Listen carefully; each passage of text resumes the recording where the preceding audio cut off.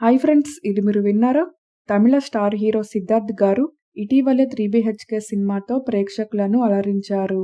కాగా ఈ సినిమా తెలుగు, తమిళ భాషల్లో విడుదలై మంచి పాజిటివ్ టాక్‌ను సొంతం చేసుకుంది. అయితే తాజాగా ఓ ఇంటర్వ్యూకు హాజరైన సిద్ధార్థ్ గారిని జూనియర్ ఎన్టీఆర్ గారు హీరోగా వచ్చిన 'బాద్‌షా' చిత్రంలో మీరెందుకు అతిథి పాత్ర చేయాల్సి వచ్చిందని యాంకర్ అడిగిన ప్రశ్నకు సిద్ధార్థ్ గారు ఇలా సమాధానమిచ్చారు.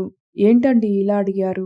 ఎన్టీఆర్ గారి సినిమాలో నటించమని నా ఫ్రెండ్ అడిగితే 5 నిమిషాల రోల్ చేశా. ఆ రోల్ చేసేటప్పుడు చాలా బాగా ఎంజాయ్ చేశా. అంత పెద్ద హీరో పెద్ద సినిమాలో అది కూడా నా పాత్ర పేరు సిద్దు అని పెడితే ఎందుకు చేయకుండా ఉంటానని బదులిచ్చారు సిద్ధార్థ్ గారు. అయితే సిద్ధార్థ్ గారు తెలుగులో 'బొమ్మరిల్లు' సినిమాతో మంచి పేరు తెచ్చుకున్నారు.